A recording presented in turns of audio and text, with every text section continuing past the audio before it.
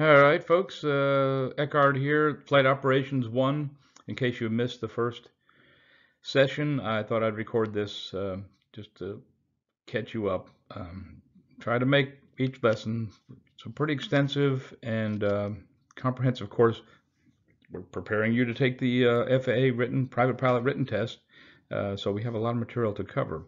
Some of this will be familiar from the fall, but some of this is definitely going to be new and in way more detail as well.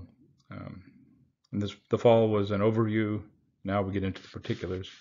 It's not all about passing the test, but it is about passing the test. We meet Monday and Wednesday, 8:20 to 11. Each day, we're going to try to hit 2 of these.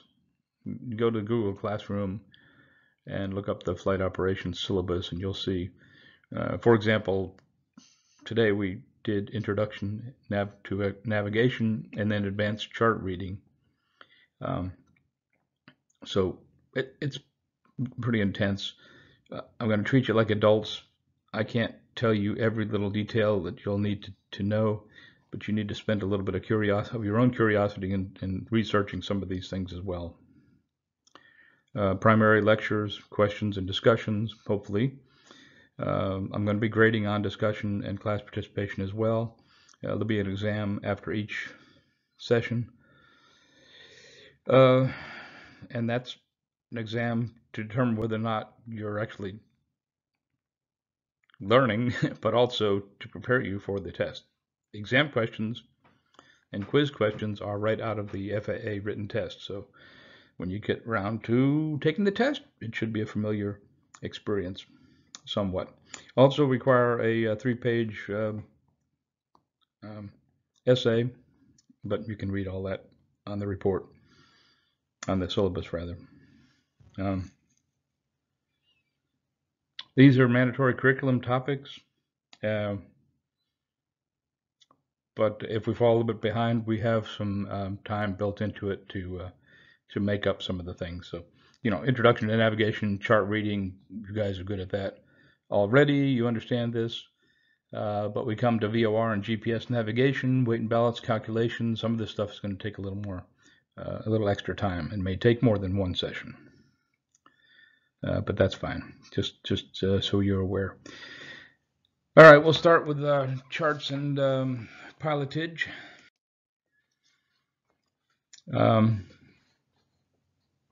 We looked at charts last semester.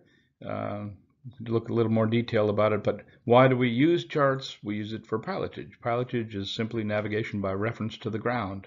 We have electronic navigation as well, GPS and VOR navigation, but right now we're talking about pilotage, which is simply looking at a chart ahead of time, planning your flight, and then as you're flying, looking ahead to find geographical reference points to assist with your navigation. Roads, rivers, lakes in the chart, they're going to match real world shapes on the ground, of course. So we're going to practice some of that as well. Since you weren't there, you're not going to be able to practice it, but I should be able to put student activity on the Google Classroom as well. So using pilotage, we're in the airplane. We've already examined the route ahead of time. We look ahead of the airplane. We don't look straight down necessarily, but we look ahead of the airplane to find railroad tracks, roads, those kind of landmarks, right? That's why the FAA has designed the VFR sectional charts with that in mind. So they pick significant geographical points to put into the chart.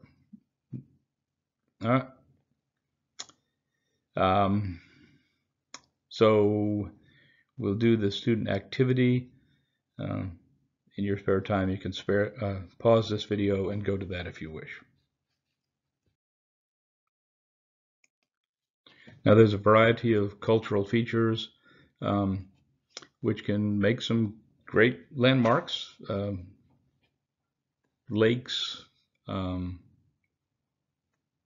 roads, power plants, racetracks, those kind of things. You never really want to depend 100% on electronic navigation as a VFR private pilot. You want to also double check through the ground as well. We talked about the KLM flight that flew into Russian airspace and got shot down. When we looked at that accident investigation from last term, we were not able to determine whether or not they were able to see land masses that might have been flying over an overcast. Fine, they might not. But if they were paying attention, they would have noticed they were flying over some land masses that would have given them a little bit of a clue. I'm not saying that instrument-rated pilots are always going to be able to check points on the ground, but when they have opportunity, that's not a bad idea, and that might have avoided that particular tragedy. This particular thing here says a non-perennial lake. That just means non-perennial, means it dries up part of the year. This is out west, and so it's sometimes there, sometimes isn't. But you sort of see the outline of it anyway. So we need to remember that as well. Don't be careful what you're looking at. Understand what you're looking at. Railroads, roads, power lines, they're popular references as well. If you want to follow them, that's may not be the best flight path to get from A to B, but you can follow the road. If you're going from here to Valdosta, you could fly down Interstate 75. That's one way to do it. It's fairly direct in this case, but in some cases it's not so direct. Just remember that there may be other aircraft to flying that flight route as well. Sometimes there's no useful landmark. In that case, you might consider going to a less than direct route so that you can maintain some kind of visual reference, or you may need to depend a little bit more on electronic navigation as well. Okay, here's an example of some navigation aids. Knowing what you can see, flying along a power line makes good reference. You've noticed that before. Power lines often they'll hire people or contractors to mow or cut down trees to keep trees and bushes away from the power lines, right? Because if you get a high windstorm, it hits the power lines and then you lose power, right? So they have a clear way. So that's pretty easy to see from the air. So flying along power line would be a good reference point. But they're saying flying perpendicular to a power line makes the reference a little bit harder to say. So if I can't find, that's highlighter pen. Okay, here's pen. We'll use purple. You're flying north. This would be a hard one. Those power lines might be more difficult to see because you pass over it fairly quickly. But if you're heading, so in this case, Interstate 40 would be a better one. Interstate 40 is heading that way, right? But if you're flying in this direction, power line or railroad tracks, this is a railroad track, by the way. Here's the power line. If it would be along the power line, would be a really good reference point. Again, it doesn't necessarily get you where you want to go, so you have to pick and choose which would be a better route. But they're good checkpoints to tell. Am I making progress? Am I heading in the right direction? Am I where I am? Am I located where I think I'm located? All right. In your mind, you have a picture of where you think you are. You want to double check that. What's the mental picture you have? Because you may not be there. This might be a different power line in a different country. Not likely, but it's possible. All right. Okay. So, all right. Here's some landscape features as well. And again, the FAA has picked these out on the chart to help us to locate some of these unique features, right? Off to the left side here, there's a drive-in theater, and it's pictured by this little drive-in theater symbol, right? So it's good to know. There is here's another one over here. There's a mine on the right side. There's a mine. See, it's got a little pick and an axe, right? They're cutting into the as a mine or something like that. So you see a pile of stuff on the side, perhaps. So those are different clues that they give you to help you find out where you're at. All right, here's some more. A railroad track, or not a railroad track, but a racetrack symbol. right? Matches. Um, over here, there's a speedway. Now it has just a marking, but it says speedway. So that's a help. They're not going to put this little circular thing there, but that's going to be a help as well. You've seen the lakes and railroad tracks and highways and all of those things. All right, here's a another example. Power plants, they're unique, and they're all over the country. They're great reference points as well, because sometimes, well, you see the higher towers. You can see on the chart, before you even take this trip, if you're flying past this, you'll notice it says stacks or towers that give you a clue. Sometimes it'll say power plant. And from those power plants, especially the often coal burning, even coal burning or nuclear plants, will have evaporators, so there'll be water vapor that can be seen from many miles away. When they say steam, that's actually not accurate. Steam is water vapor under pressure, but so it's just water vapor coming from the top of these towers. We don't really have much smoke anymore.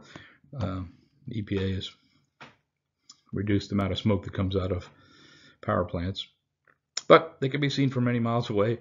Sometimes they'll be affected by a permanent NOTAM. NOTAM, just this case, it's NOTAM. They're concerned for national security that you shouldn't be, hanging around those towers. It just concerns them as well. So that's that. I don't think I had anything to mention there. You could look up the NOTAMs for this particular tower. They're available. All right, now here's some uncommon symbols that you might run into on a chart, and they're suggesting that we definitely avoid some of these areas, right? I mean, space launch facilities, possible for radiation. Tethered balloons, they have a cable. Tethered means it has attached to the ground by a cable. Those cables are pretty difficult to see. Just northeast of Key West, Florida, there's a surveillance balloon, and there's a warning area about that. And there's a picture of, this is not it, there's other ones by the Mexican border as well. Unmarked balloon cable up to 15,000 feet MSL. That's pretty high, pretty incredible. But they house a special radar that they can detect low-flying aircraft or boats for that matter. Space launch, this little picture here, there's a space launch facility over there by Mojave out west.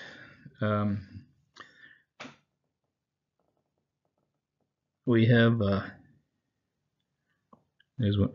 you remember these things here, right? The little shag carpet markings for restricted or prohibited airspace. So there's many things. Airports below sea level, and there's lots of things that you can find on a chart. So there's a solar farm over here. So there's some things that we maybe not so useful for navigation, but you need to be careful not to fly over them. All right, here's an interesting airport here.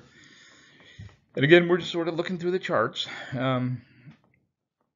Here's Sky Harbor, and so there's Sky Harbor, and you can see these two little arrows. There's why does it have two lines for a runway in its data block, right? Usually there's a line for the runway, right? Call 22.7 is a common traffic advisory, and then there's another one. Well, because there's a seaport and there's a land airport right next to each other. That's why. It's one airport, but there's a seaport right next to the land airport. So just be aware of that. Two different kinds of runways. One's a water runway and one's a paved runway in this case. What does a magenta mean? Uncontrolled.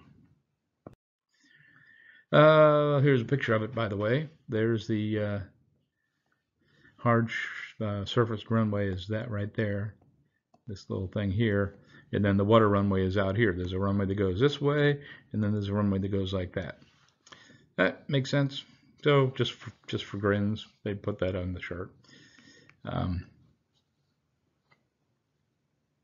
They don't really call it runways. The ones on water are waterways, but that's basically what it is. So that's fairly interesting.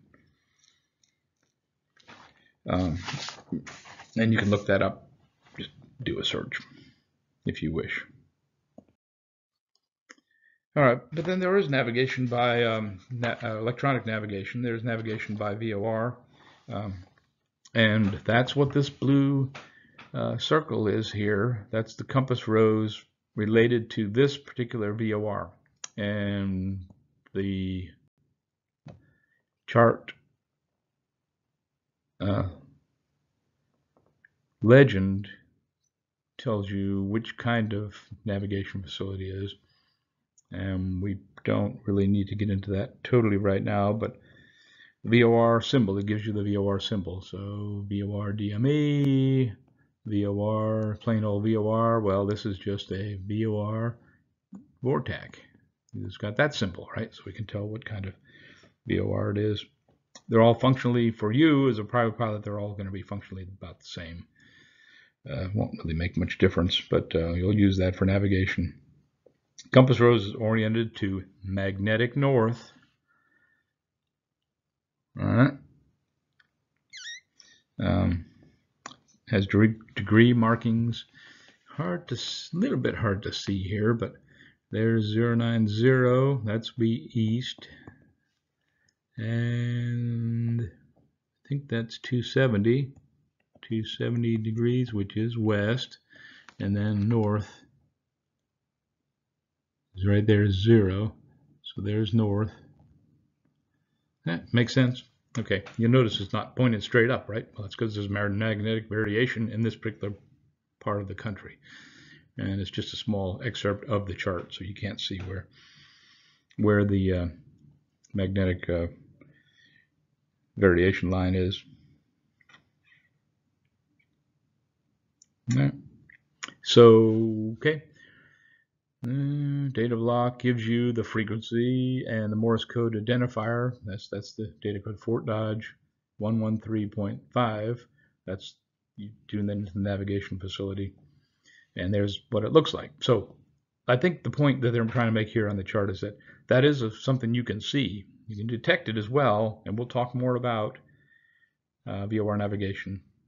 But right now it's a visual marker. You see the thing on the ground. It looks like that. All right, and we talk about a little more about navigation and looking at the sectional chart. We have these symbols here. We've talked about the military training routes before. IR-70 is one example, and VR 1032. Remember that IR is instrument weather, but VR is visual weather. But they're military training routes, so there's something to be concerned about. Be aware that there may be high-speed military aircraft there, or formation flights within that on those routes. And you can check by calling flight service station to know when they're active. And then, of course, perhaps the new thing we'll talk about is Victor Airways. Here's an example of one, and they're in blue. They call it Victor Airways because they're from VOR to VOR. That's the navigation. Those are lines between VOR, so you can use those as navigation aids. Just back them up with some kind of visual reference on the ground. But they go from VOR to VOR. The 57 is the distance between this VOR, for example, and I'm just writing an example here, and then this VOR over here. The distance between those two is listed in that little box there. So it makes it really easy to calculate distances, especially since if you want to go from one VOR to VOR, you're probably going to have to go off course a little bit to get to your airport destination. But the significant thing is they're 4 miles wide either side, 4 on this way, 4 on this side. So that's basically where this aircraft are expected to maneuver within there. 1,200 feet to 18,000 MSL, and of course VOR to VOR. So ask yourself this, just take a moment to think about it. What kind of airspace do we have here? It's a Magenta airport.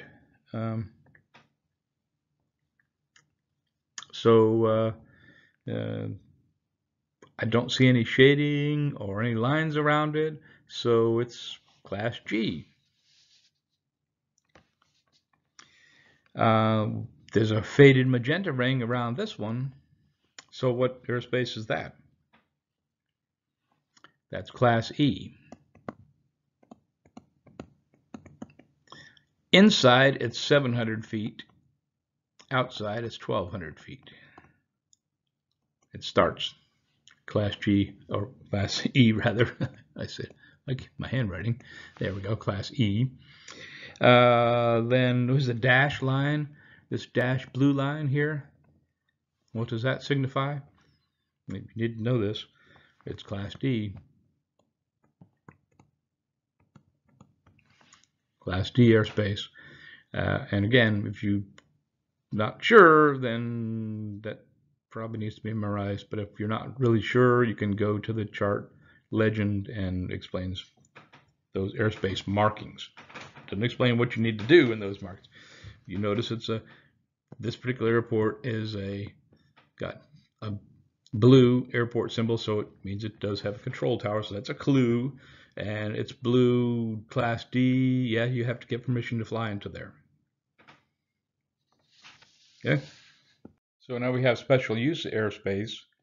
So look at this for a moment. We have the one on the left is R5001, R for restricted. It's that shag carpet looking thing. Look at the top of the chart to find out information about that, or somewhere on the chart that'll list it by the R and the 5001. Then we have this restricted area here. Again, a shag carpet by the. There'll be somewhere in here. It doesn't show it on this, but there'll be somewhere here that'll have a, P2001 or R4206 or something like that. There'll be one of those, either a P or a R. Or a W, could be a W for a warning area, and the same thing. You look at somewhere on the chart, it'll tell you the hours of operation for that. Over here we have it's a special kind of, you don't see this very often, but it's a national security area. I'm not sure what's there, but it shows a plant. I suspect it might be some kind of a weapons dump or something. I don't know what it is, but there's something there that they don't want you to fly into. The same kind of thing. It'll be listed somewhere. And what's not included in this excerpt is a little information box about that. But it's a little bit confusing because magenta dash line, it also means something about controlled airspace, but it's not that. This is a national security area. So that's what you find here.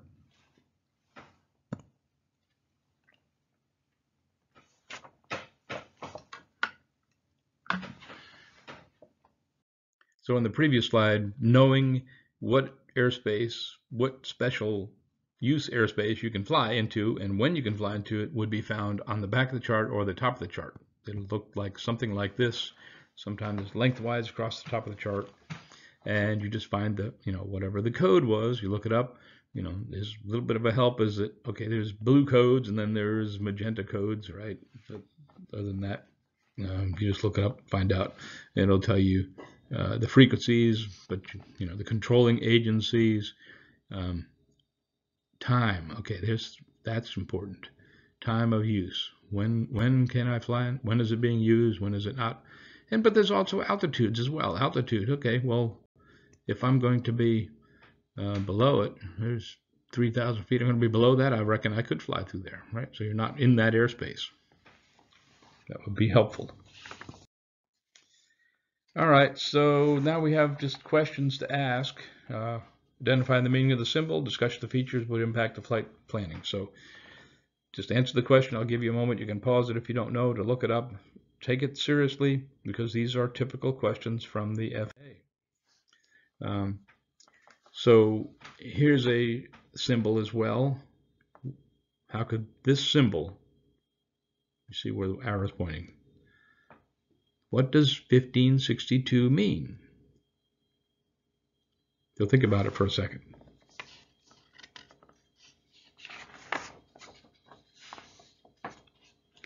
And he looks like a clue to me. Is there's like a little tip there. 1562 usually means feet. Yeah, the highest obstacle within this area of windmills, basically, the highest windmill, the top of it is 1,562 feet. That makes sense, right? Oh, here's the answer. They call them wind turbines, but okay. Here's another one. What does a magenta circle C mean? This one right there. Come on, you know this one. All right. Common traffic advisory frequency 123.0. That's who you'd talk to other pilots that are in and out of that airport. What does the 42 mean? Might want to flip to your chart legend and look it up. But I'm going to give you the answer. Symbol 42 is the longest runway in hundreds of feet, so 4,200 feet. So they're just telling the longest runway here is 4,200 feet. So you're flying along and you're in your Learjet. You can look at this chart and go, nope, I'm not going there. Well, it depends on how heavy you are. A lot of different factors, but you pretty much know this may be a short runway for you. And of course, CTAF. Here's another one. Shag carpet markings. Where would you find the frequency? I already told you. It's in that little box with the number, etc. Blah blah blah. How could this impact flight planning? Well, you might be flying into an area with high density military activity. That would be bad, or it might be a prohibited area. What's it say? Restricted and MOA, a military operating area in that area. How could this impact? Would you find the frequency, chart tabs, area of the sectional? Challenge 4. How could this impact flight planning? Okay, so you look where the arrow is pointing. A magenta extension to the Class D. What are the weather minimums in that airspace and below 10,000 feet? It's Class E to the surface. This is Class D, but the magenta is Class E from the surface. All right. What is the weather minimums of this airspace? 3 miles, 1,000 feet above, 500 below, 2,000 feet horizontal from the clouds. And why is that there? Why is that there? Because we've got instrument approaches going to that runway that appears to be runway 36. Right? They've got these guys coming in to land. They're going in like that to land on that runway. And as they descend, they need some airspace where VFR pilots aren't just hovering around there, goofing around. Especially if there was low visibility. So they want some protected airspace there. That's all. All right. Okay. How could this impact flight planning? So the symbol is that we're looking at, right? And it has a little A, B, N, D. What does that mean? Could it be abandoned? And why would they include that in there?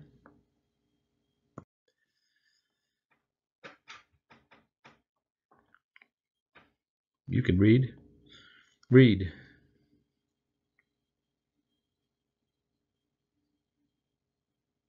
So it may not be the most reliable visual aid as your pilotage aid as you're traveling, but it might be useful.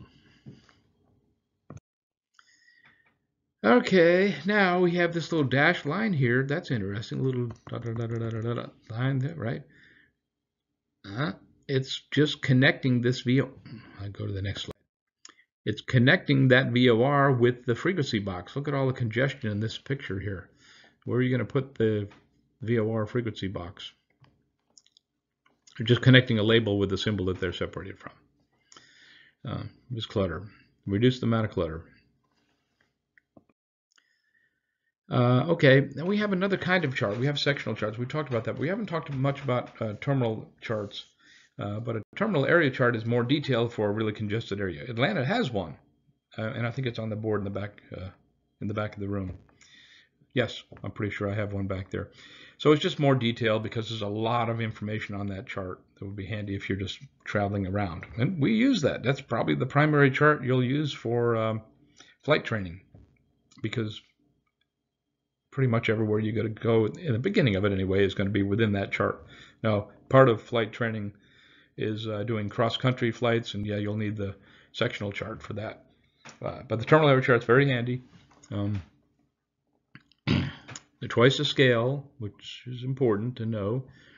So it's twice as much. Cover 30 of the busiest terminal areas.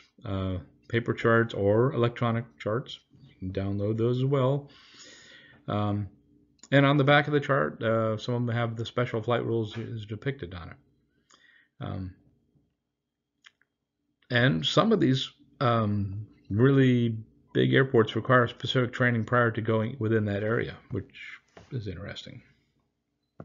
Here's an example of the one in the New York area, and very helpful because they've carved out a place for VFR pilots to travel through this area, that low altitude corridor. Which actually, I have not done that. I think it would be a lot of fun to fly through there. However, they're commercially flying in that area. I have noticed that a lot of helicopters go up and down that river, taking rich people back and forth, whatever. So it'd be pretty intense. You have to really pay attention as you're flying through this area. But you can get through there without. But you do have some special rules, and this would be typical of an airspace situation like this. So it explains exactly what you need to do and how it needs to be done. The specific communication procedures, you do need to talk to somebody, some symbols. So there's a lot of extra details in this chart that you need to do. You can download this chart if you want to, just for grins, download it and look at it. All of these charts are available online from the FAA. Or you can buy one if you want to pay money. Here's another part, probably on the opposite side of this chart, will be this one with all the rules. You notice there are a lot of rules, which is good. They're telling you if you're going north, you go on that side. You head on this side of the river. If you're going south, you go on this side of the river. Sort of cool. Also depicting the Class B airspace here for, I believe that's for LaGuardia observation. Yankee Stadium, yeah, LaGuardia. So, that gives you all the rules. Anyway, it's interesting. Okay, charts. VFR charts should be carried on the aircraft, of course. Sectionals, terminal area charts, and special airspace diagrams are important to safe flying. It's good practice. All pilots should carry a current VFR chart, but that could be electronic. If you have an iPad or a Surface or some kind of a digital way to read these charts, that's fine.